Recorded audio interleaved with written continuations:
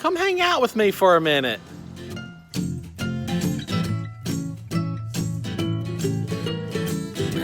What's up, YouTube? Thank you so much for tuning in to Horticulture Geek. I'm Ray. And today, we're just hanging out. I've got our dog Garcia here, and we're puppy sitting a dog for a friend. And I'm outside grilling some steaks, hanging out. The dog's going crazy. And I thought, there's some pretty stuff out here. I want my YouTube friends to come and see a few things. So come on, let's hang out. So this is the pup we're babysitting. His name is Rocky. And there's Garcia. You can see cold nights have started to happen. Fall's coming in. My elephant ears are starting to droop out. My wheelbarrow full of impatiens needs to be pulled up. I've got to do some pruning on the hydrangea. I haven't pruned it in a while. The big ferns got to get put away for the winter. This fern's got to get put away for the winter. The begonias are looking outstanding still.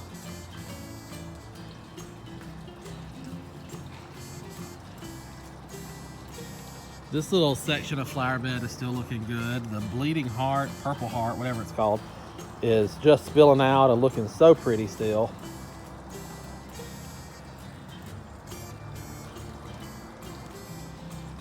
Now the foliage on the zinnias is tired.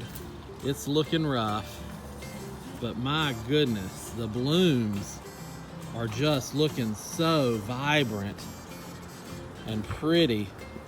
Look, here's a little friend.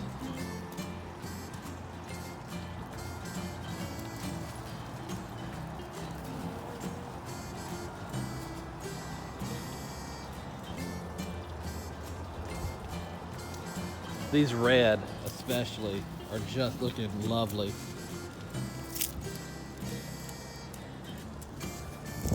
These big marigolds have got so heavy that we had a little storm the other night. They split, but they're still looking beautiful, so I'm leaving them. I'm not pulling them up.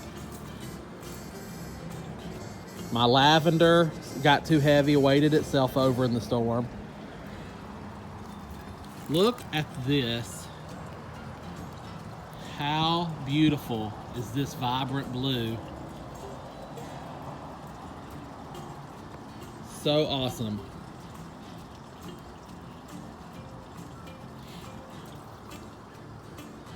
My daughter's fairy garden pot, the impatiens took over and now they're ready to be pulled out. The celosia's ready to go. Here's some more of that blue, looking amazing.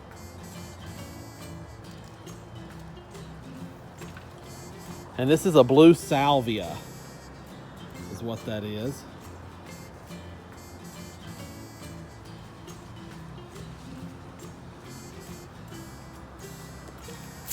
Now here's a recent addition to the garden. This is a dwarf Mugo pine. So I've got him tucked into the flower bed here. I needed some evergreen interest, some structure. So I've put that there in a hole. I had a pot there, and so, but the pot was always temporary, but it really acted as a good space holder. And so that little thing popped right in. As you can see, I got that on the clearance rack for $10.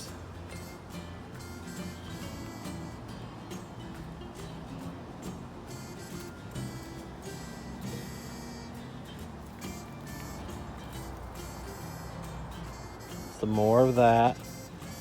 The Foxtel Ferns are looking beautiful. They have thickened up. I'm going to try to get those into the potting shed and save those for winter as well. The Grapevine Hyacinths are just about done. The cold nights are doing them in, but I'm letting them stay. I'm not pulling them because of the seeds. I'm going to harvest seeds so that I will have as many Grapevine Hyacinths as I want next year. So I'm just letting those kind of dry on the vine a little bit more before I pick those. And yes, as you can see, the pool is covered.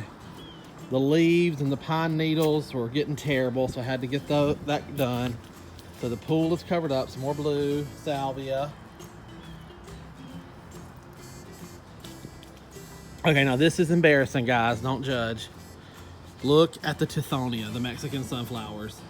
What a mess this is.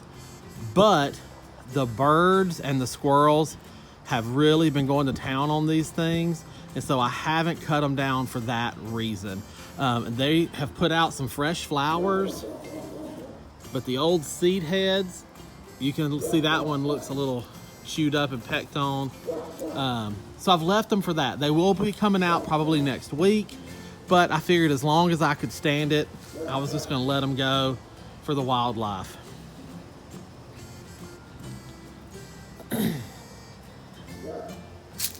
The shrimp plant is loving life without cucumbers, and these are as well, the super bells. If you'll remember, I had a big cucumber vine there and a cucumber vine there that went everywhere. And as a matter of fact, that one lone cucumber that got stuck in that tree is still there.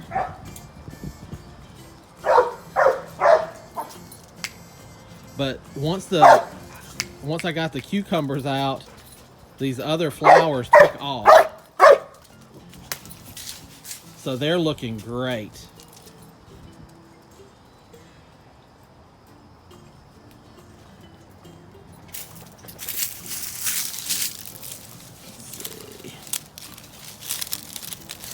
These are beets and radishes that I never thinned, so they're not doing so well, but the leaves sure are pretty. So if I came out here and thinned them a little, they'd do a little better.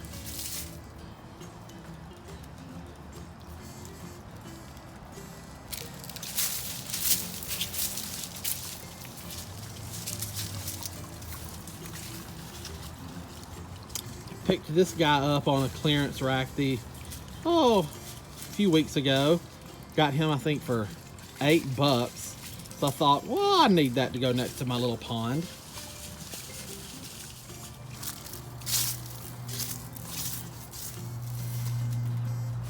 The turnip greens are growing. The turnips are getting bigger and bigger. The greens have been eaten on a little bit, but that's okay.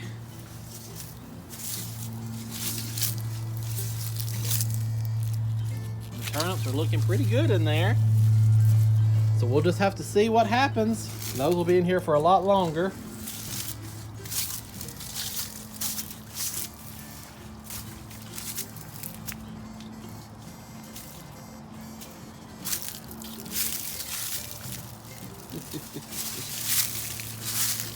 This pot got broken a while back and I never made it to the store to get a nice decorative pot.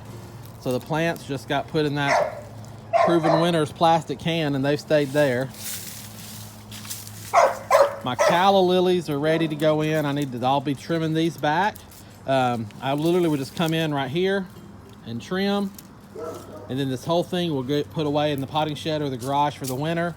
And then the Calla Lilies will come back next year. Same with this pot. Now this pot also has some strawberries growing in it with the Calla Lilies. But I'll do it all the same. I'll trim it all back, put it in the garage, and it'll come back out next year.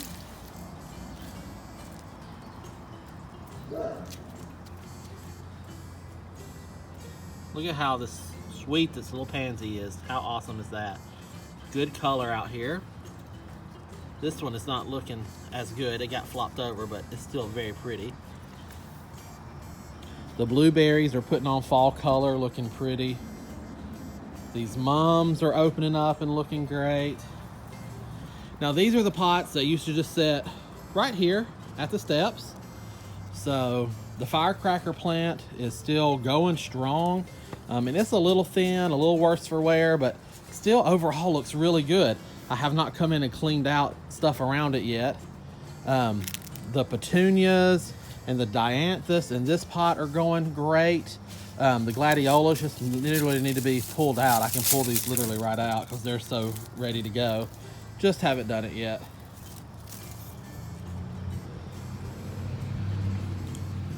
This is another pot that's going to be put into the potting shed to hopefully save it. The Crown-of-Thorns plant is just looking beautiful. It pairs so well with the purple Gomphrena. And then you throw in this yellow. I mean, I love this container. So hopefully I'll be able to salvage this guy and bring him right back out next year. All right, let's check on these stakes while we're standing here. All right.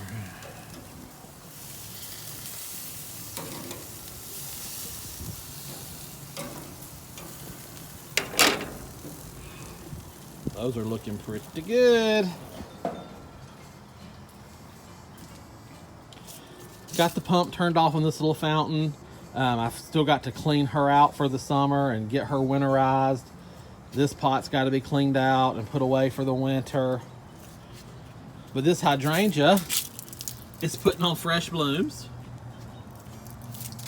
And its blooms from earlier are still hanging on. They still have some color and interest. I think that's very pretty.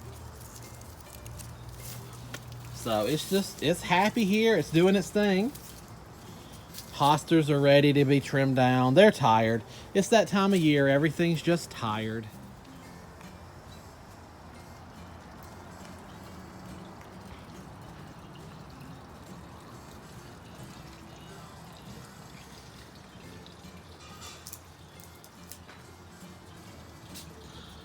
This chair, guys, I found it on the side of the road for free. Went a little dumpster diving. Not really. It was just literally on the side of the road. Brought it home, sanded it up, cleaned it up, put a fresh coat of stain on it. And now I have a chair to set plants on the back porch, so I'm enjoying that. This ornamental pepper is looking really good. It's got the purple, the red, the greens, the yellows. I had to move him under the porch here to protect him from the winter into the other night. Same with my cactuses. I want to walk down here and show you my Tabasco pepper as well. It's beautiful.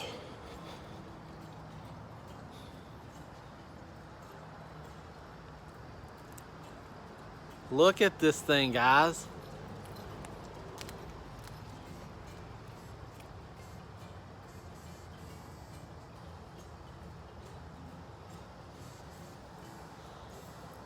It's beautiful. It's so pretty to look at. I have already made homemade Tabasco sauce. I didn't film it because I'd never done it before. And you know, it's one of those things where if it flops, it's kind of weird that you put a video out about it. So I did not do a video about that. And I have also made vinegared Tabasco peppers to make that vinegar pepper sauce that you put on greens and stuff. So I've got a jar of that fermenting in there. So I've already made 2 things with this, and the vine, it just keeps going. It is completely loaded down.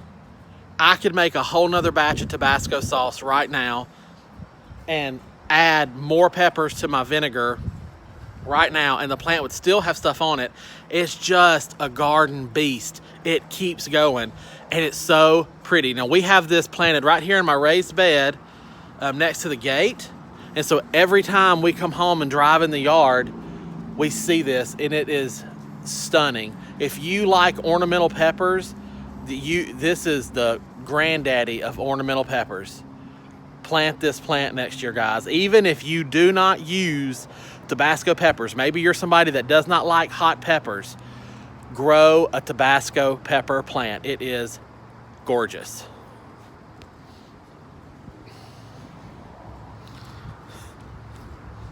The Dichondra Silver Falls has fallen all the way to the ground. It's pooling down there. My second batch of cabbages, gone. So that's fall garden number 2, gone. Lost it all. Everything's got eaten and done, so I'm done. Horticulture Geek's done with the fall garden this year. I won't buy any more. I won't try it again. At this point, I just need critters to stop having something to eat and move on. I've left my Tabascos here. Not Tabascos, Lord. My jalapenos. So I've still got my jalapeno bushes here. And they are going strong still. I've actually got a whole mess of jalapenos ready to pick right now. So I'll probably do that and put some up here in the next week or so. My cucumbers, the Beet Elders from Baker Creek, they're holding in. I got them really planted way too late, but they are flowering. So if I can get a few little baby cucumbers off of it before frost, that would be awesome. Sweet potato vines got cleaned out of these pots. The roses have got to go next, but then I've got to figure out what to put in them. So it's just a process, guys. It's just a process.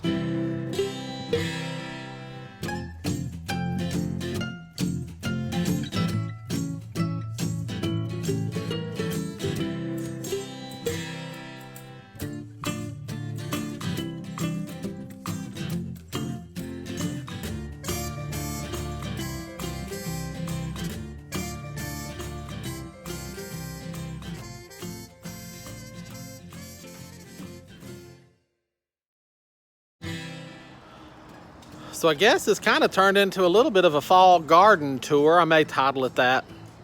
I guess you already know if I titled it that or not, though. But it's that time of year, guys. The garden's winding down.